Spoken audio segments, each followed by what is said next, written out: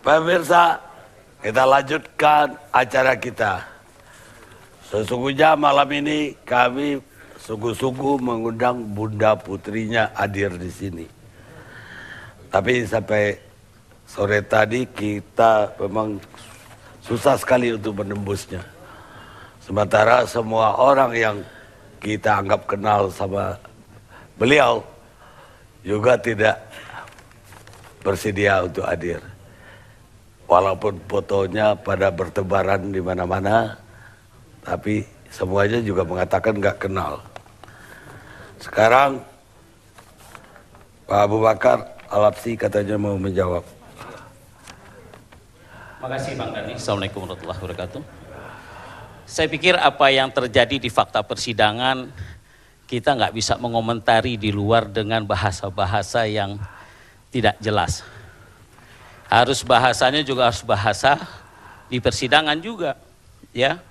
Jadi menurut saya apapun yang diungkapkan oleh ya seperti apa yang dikatakan Pohan tadi tidak mengenal, ya. Tapi Bang Karni, saya akan bercerita sedikit. Ketika kemarin, ketika di Halim Perdana Kusuma dan di Markas Angkatan Udara, saya teringat dengan tema 3 pekan yang lalu ketika Bang Karni mengangkat judul MK pun disuap apalagi yang tersisa. Bang Karni mengungkapkan satu kalimat dari Piers Anthony. Ingat mungkin ya. Saya ambil dari YouTube nih Bang Karni. Bang Karni mengatakan kalimat itu adalah dalam sebuah kasus kalau ada orang yang menyerang atau menuduh terlalu keras, selayaknya orang itu diperiksa terlebih dahulu. Jangan-jangan orang itu memiliki kesalahan yang lebih besar katanya. Sebenarnya saya menunggu kalimat itu diungkap kembali oleh Bang Karni di acara Kan udah sama aja itu. Oke, saya mengulang. Jadi siapa yang Pak Abu Bakar anggap terlalu keras sehingga perlu kita usut? Menurut saya sih dinamika persidangan harus dijawab dengan yang terbalik di persidangan gitu. Jadi kalaupun misalkan Lutfi berkata-kata itu salah atau membohongi, karena dia bicara di atas sumpah, dia akan kena 242, ya. Atau bisa dituntut juga dengan 310 pencemaran nama baik, iya toh. Tetapi Lutfi di fakta persidangan silakan dong jawab juga seperti itu. Nah, ini, jadi janganlah ranah hukum dibawa dengan ranah politik. Itu yang kita inginkan. Jadi kalimat Tuhan itu benar juga tuh kalimat tadi, ya. Jadi ranah politik lah, ranah hukum lah, ya. Selanjutnya Bang Karni, sebenarnya kalau kita lihat ya, kasus ini tidak terlalu berat. Kalau diceritakan dengan Pak Cipta tadi, terus dikatakan pengacaranya LHI, ini hal-hal yang biasa saja. Cuma yang nggak biasa nih kenapa terjadi kayak ada sebuah tanggapan yang mengagetkan. Itu yang bikin jadi heboh. Itu yang bikin menjadi masyarakat menanti-nanti. Apalagi dijanjikan 2 hari katanya akan diselesaikan. Tapi Pak Sompi juga tadi menjawab belum dapat tugas. Jadi antara perintah presiden yang sudah secara publik akan 2 hari akan dijelaskan juga tidak ternyata. Nah, artinya di sini udah sampai ke 12 hari pun, sampai saat ini 12 hari saya hitung nih. Ya, benar 12 hari ya. Belum ada. Jadi masyarakat masih menanti. Masih menunggu siapa sebenarnya yang dimaksud itu. Itu saya Bang Karni. Jawabannya tadi tidak untuk publik, untuk internal. Ya itu yang lucu kata Pak Cipta. Sementara nanti akan dibuka, akan saya jelaskan siapa di depan publik Bunda Putri itu. Dalam waktu 2 hari. Itu kan diungkap ya toh. Dan semua publik bisa diulang aja. TV tiap hari ulang kok lihat. Jadi hal ini juga kita kasihan. Ini presiden saya juga gitu. Pak Karni, saya mau kira hal ini saudaraku dengan yang tidak baik mengatakan gitu. Yang tidak tepat tentang yang dinyatakan oleh Presiden SBY di dalam saya lanjutkan dulu ya, nanti Anda belum dapat waktu dari ya, tetapi tidak boleh dong ngomong sembarangan begitu. Siapa yang gitu. sembarangan? Nggak ada yang sembarangan. Kita ngomong sebaiknya dihukum kok. Nggak ada yang sembarangan omongan Nggak ada, saya. saya akan berjanji mengungkapkan 2 hari. Bukan seperti itu Presiden Tinggal mengatakan. diungkap aja di TV-nya, buka aja. Anda nggak usah ngomongin ke saya, lihat aja TV-nya. Ya. Jadi Anda lebih jelas. Jadi oleh karena itu menurut saya, udahlah buka saja Bunda Putri siapa. Saya sendiri nggak tahu Bang Karni. Ah, yang benar. Betul. Betul, saya sendiri nggak tahu Bunda Putri itu siapa. Gitu. Dia sering di rumah Ustadz Ilmi. Ya bukan berarti pergi. terus bisa ketemu saya kan. Kan kadernya Ustadz Ilmi. Emang kalau kader setiap hari ada di rumahnya? Enggak perlu setiap hari. Ketika kita datang, ada dia. Nggak ketemu. Ketika ada dia lagi. Nggak ketemu, kan jadi gitu. Jadi intinya gitu Bang Karni. Sekarang masyarakat ini menanti. Semoga bisa diungkapkanlah seperti apa yang dijanjikan itu. Makasih. Tadi Tadi saya tambah sedikit Bung Karni.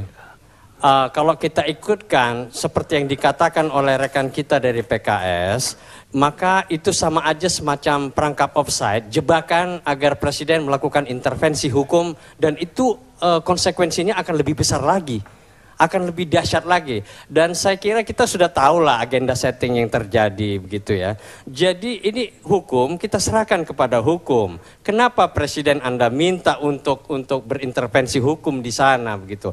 Saya kira ini gampang.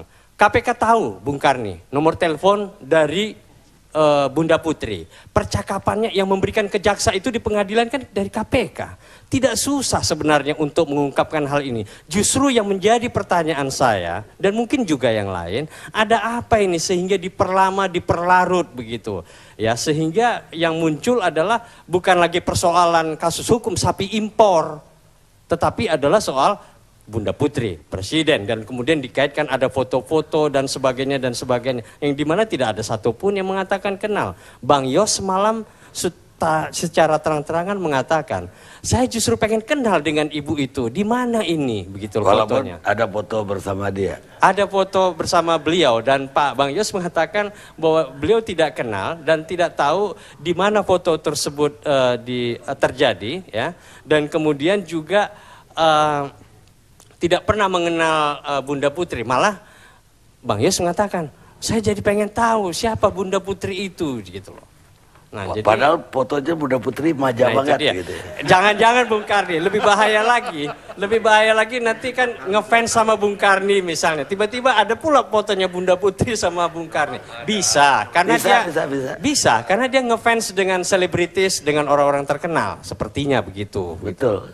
Saya kira ada foto saya sama dia. Ya. Cuma belum terungkap aja.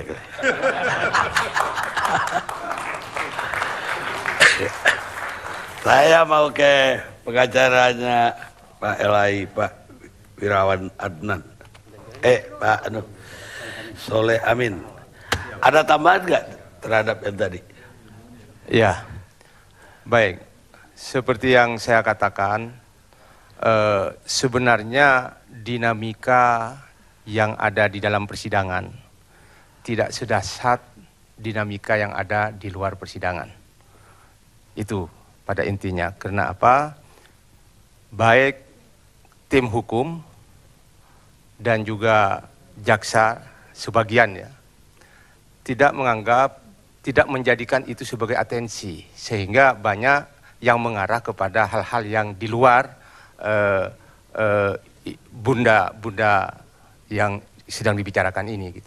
Jadi saya katakan di sini adalah bahwa Bunda Putri yang menghebohkan itu adalah di samping tidak ada di dalam dakwaan juga tidak dijadikan sebagai tapi saksi. kenapa klien Anda harus menyebut dia itu dekat dengan Pak SBY? Inilah yang ingin saya sampaikan. Enggak, agenda settingnya benar apa yang bilang. Oh enggak, saya ini lawyer profesional ya, yang tidak ada hubungannya dengan PKS. Demikian juga rekan saya. Enggak, menurut Ramadan kira-kira ya, ini kan begini, dari kasus impor sapi tadi. Ini kan ada rekaman yang diperdengarkan di depan persidangan. Rekaman itu dibawa oleh jaksa KPK, kan begitu. Lah, di dalam rekaman itu awalnya pembicaraan antara Lutfi dengan Ridwan, yang pada akhirnya oleh Ridwan diserahkan kepada seorang wanita yang pada akhirnya dikenal dengan seorang yang bernama Bunda Putri itu, kan begitu. Akhirnya terjadilah pembicaraan di situ, gitu loh. Yang ini kalau dianggap materi itu menjadi sangat penting, tentunya akan dijadikan materi dakwaan. Betul. Tapi kenapa di rekaman itu tidak ada nama presiden sama sekali? Tidak ada menyebut-nyebut presiden. Tapi di persidangan tiba-tiba dibilang Bunda Putri dekat sama presiden. Iya. Apa ini untuk membelokkan perkara gitu? Itu yang dipertanyakan oleh... Ya, itulah dinamika yang ada di dalam persidangan, kan begitu. Kan ditanyakan, apa hubungan Anda dengan Bunda Putri? Kenapa Anda sering mendiskusikan hal-hal yang berkaitan dengan persoalan itu kepada Bunda Putri? Dijawab oleh dia, kan begitu. Antara lain yang dijawab itu, menurut pandangan kami, kan begitu. Beliau ini mempunyai akses dan informasi yang berkaitan dengan sekitar kekuasaan dan semacamnya. Lalu banyaklah mendiskusikan hal yang seperti itu. Nah, dari sudut itu kan tidak ada kaitannya dengan upaya untuk meningkatkan kota impor daging ya, yang didakwakan itu gitu loh. Saya tidak bisa membicarakan di luar itu karena kami sebagai tim hukum. Kita rehat sejenak.